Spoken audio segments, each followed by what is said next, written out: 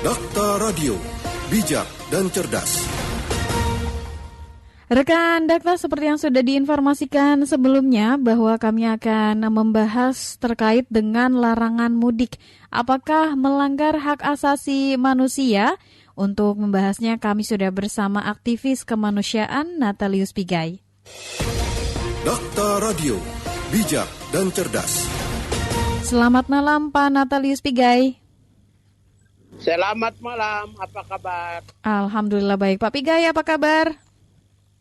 Sehat walafiat. Iya, Pak Pigai. Selamat berpuasa ya. Iya, terima kasih Pak Pigai. Pak Pigai, menurut Pak Pigai sendiri sebagai aktivis kemanusiaan, larangan mudik ini sebenarnya melanggar hak asasi manusia tidak Pak? Memang kalau dalam konteks larangan mudik Ya. itu gini ya. Dari sudut pandang hak asasi manusia itu agak relatifnya karena begini. Mm-hmm. Yang pertama,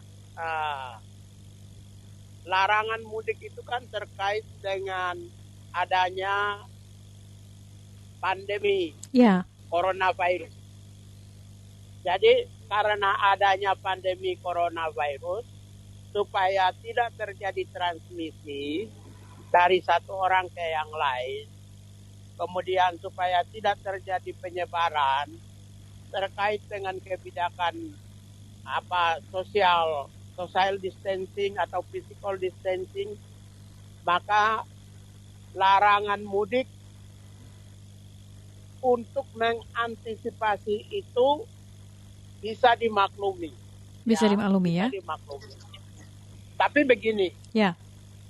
Pemerintah itu yang pertama dan terutama yang diwajibkan atau diminta atau ditugaskan itu adalah langkah awal yang dilakukan oleh pemerintah. Itu adalah langkah-langkah preventif, pencegahan, proteksi yang dilihat di mana pemerintah harus melakukan kebijakan-kebijakan yang sifatnya pengaturan, ya. Ya. Tolong diingatkan ya, langkah pertama adalah pengaturan. Pengaturan yang dimaksud itu adalah bagaimana pemerintah melakukan pengaturan prosedur, protap atau SOP supaya tidak terjadi transmisi, tidak terjadi penyebaran, tidak terjadi perpindahan dari satu orang kepada orang lain.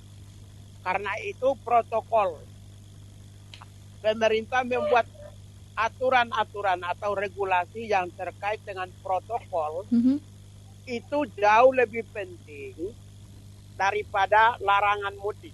Ya. Larangan itu adalah ultimum. Kebijakan ultimum. Kebijakan terakhir setelah pengaturan-pengaturan yang dilakukan oleh pemerintah itu tidak diikuti oleh masyarakat. Ya, Pak Pigai. Tetapi kalau kita lihat kemarin, kita lihat justru larangan mudik menjadi satu-satunya kebijakan yang dilakukan oleh pemerintah. Ya. Justru itulah yang sebenarnya tujuan dan maksudnya baik ini tidak dilakukan secara prosedural, tidak dilakukan secara baik dan benar. Itu menyebabkan beberapa hak yang melekat pada warga, masyarakat, justru jadi hilang. Saya kira itu. Ya, Pak Pigai tadi katakan sebenarnya tidak perlu ada, secara tidak langsung seperlunya tidak perlu ada larangan mudik asalkan protokol kesehatan ditetapkan. Tapi pemerintah merasa Pak Pigai justru masyarakat ini kurang patuh dengan protokol kesehatan sehingga harus diterapkan kembali kebijakan lain, larangan mudik agar tidak kemana-mana. Pak Pigai. Inilah kelemahannya. Yang dimaksud protokol kesehatan itu kan harus ada dua. Yang pertama adalah protokol dalam konteks yang luas. Dalam konteks yang luas untuk menata bagaimana protokol yang menghadirkan masyarakat bisa memproteksi atau memblocking penyebaran virus. Ya. Itu protokol yang pertama. Tapi protokol yang pertama itu sasarannya adalah warga negara Indonesia. Tapi pemerintah juga harus membuat protokol-protokol lain yang lebih spesifik. Misalnya terkait dengan lebaran atau mudik. Ya. Protokol yang terkait dengan misalnya masyarakat di kampung yang harus nelayan supaya bisa hidup, harus bertani supaya bisa hidup, harus berkebun, berladang supaya bisa hidup. Protokol-protokol kecil, spesifik, inilah yang sebenarnya pemerintah lalai selama ini. Pemerintah berpikir bahwa protokol umum itu bisa mengcover seluruh segmen, segmen pukul rata ya kehidupan masyarakat. Padahal harusnya pemerintah itu menghadirkan dulu protokol mudik. Harusnya sejak 2 bulan lalu atau 1 bulan lalu itu mudik adalah di mana kegiatan spiritualitas, kegiatan yang ritual masyarakat Indonesia setiap tahun ada. Karena itu harusnya kecerdasan dan kepintaran dan kepandaian naluri pemerintah itu harus bisa tahu bahwa 2 bulan lagi, 3 bulan lagi sudah bisa prediksi, ya. Mudik. Nah, kemudian ada lebaran.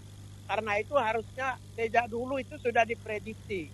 Karena itu pemerintah seharusnya sejak dari 2-3 bulan yang lalu itu sudah menyiapkan protokol khusus terkait dengan mudik dan pelaksanaan bulan suci Ramadan maupun juga lebaran.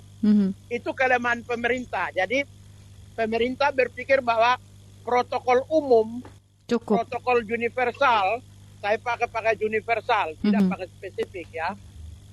Protokol universal ini itu bisa mengcover seluruh segmen karena padahal kalau seluruh segmen kehidupan itu berbeda. Misalnya ketika orang-orang metropolitan itu stay at home itu penting karena supaya apa? Tidak terjadi penyebaran transmisi di perkotaan.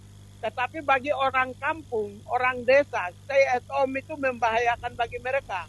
Tidak bisa cari nafkah. Berkebun, tidak bisa mencari nafkah. Berladang, bertani, beternak. Karena itu harusnya ada 2 protokol yang harus dihadirkan. Satu, stay at home bagi orang kota, metropolis. Tapi yang kedua, itu stay at home yang tidak berlaku bagi orang-orang perdesaan. Karena itulah menurut saya, pemerintah memang, saya melihat itu banyak pemerintah melakukan berbagai kelemahan-kelemahan karena memang mungkin kurang cerdas, kurang cakap, dan kurang mempertimbangkan hal-hal yang akan terjadi pada masa-masa yang akan datang dan kepentingan umum.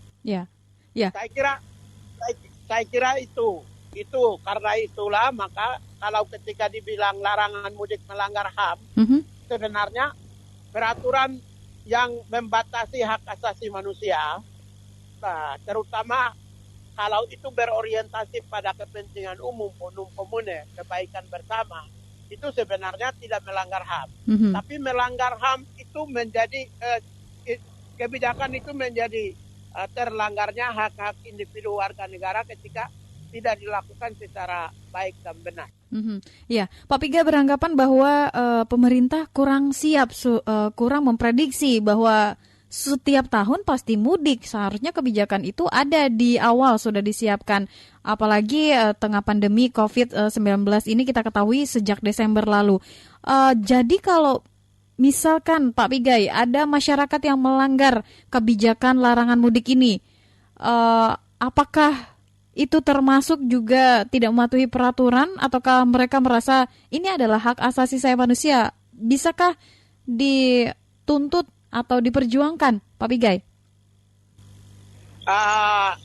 Sebenarnya itu tidak ada tuntutan ya, tidak ada tuntutan hukum. Regulasi yang kebijakan yang diambil pemerintah itu tidak ada tuntutan hukum. Tetapi memang dari sisi pemerintah sebagai pemegang atau pemangku tanggung jawab dan otoritas dan kewenangan, sebenarnya pemerintah telah menunjukkan sesuatu kebijakan yang bertentangan dengan hati nurani dan prinsip-prinsip penghayatan keagamaan masyarakat. Yeah. Saya kira posisinya di sini. Maka secara moral pemerintah harus bertanggung jawab di mana hilangnya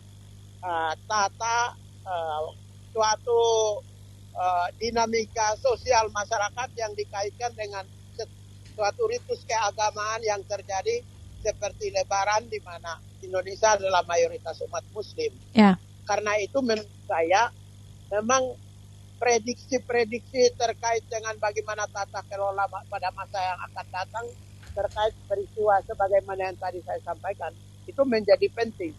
Tetapi kalau dilihat dari hukuman memang masyarakat tidak bisa menggugat kebijakan karena itu sudah menjadi sebuah kebijakan. Mm-hmm. Mau tidak mau harus patuh, Pak Pigai. Secara moral memang pemerintah harus bertanggung jawab dan pemerintah melakukan suatu kesalahan. Mm-hmm. Kesalahan karena mereka lalai melakukan langkah-langkah untuk mencapai pelarangan. Pelarangan itu adalah kebijakan ultimum, kebijakan paling terakhir.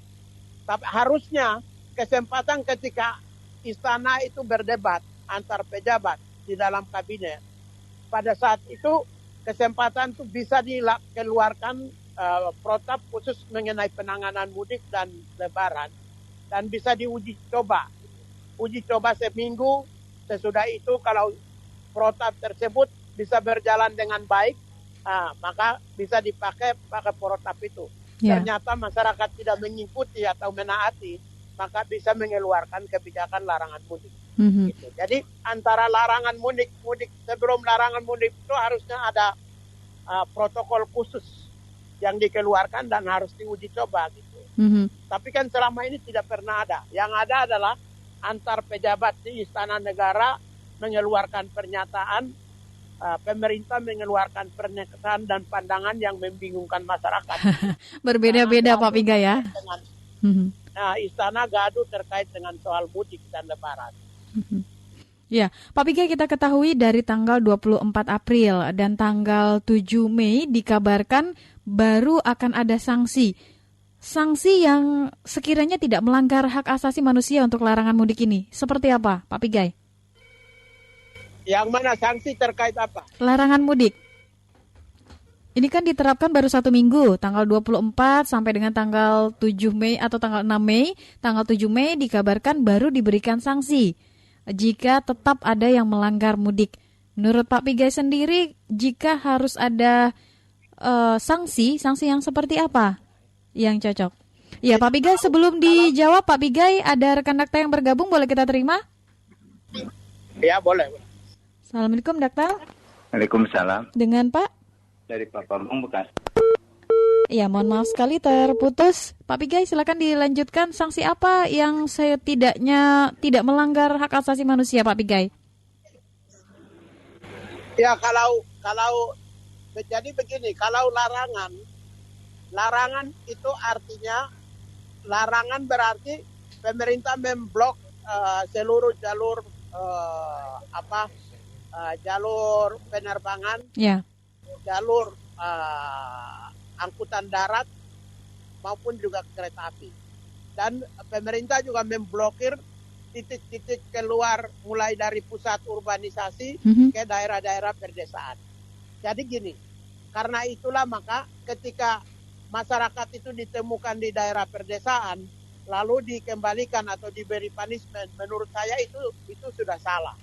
Dan tidak boleh memberikan hukuman yang memberatkan masyarakat, apalagi memberi hukuman yang sifatnya denda. Artinya putar balik saja ketika ada larangan mudik itu sudah cukup, tidak perlu sanksi yang lain. Betul. Jadi putar balik itu, jadi ketika pemerintah sudah melakukan larangan mudik, maka titik-titik keluar dari pusat metropolitan seperti Jakarta, Bogor, Tangerang, Bekasi itu sudah close. Supaya apa? Itu tidak merugikan masyarakat. Masyarakat yang keluar kembali juga dengan mudah. Bayangkan masyarakat itu sudah misalnya sudah melewati Cikampek, sudah melewati Cirebon 200 km, sudah sampai di Semarang 400 km. Ya. Sudah sampai di Salatiga 450 km, 430 km. Terus hanya kurang 30 km Solo baru disuruh balik. Kan juga kasihan. Ya. Bayangkan, mereka rugi uang, mereka rugi waktu, mereka rugi tenaga.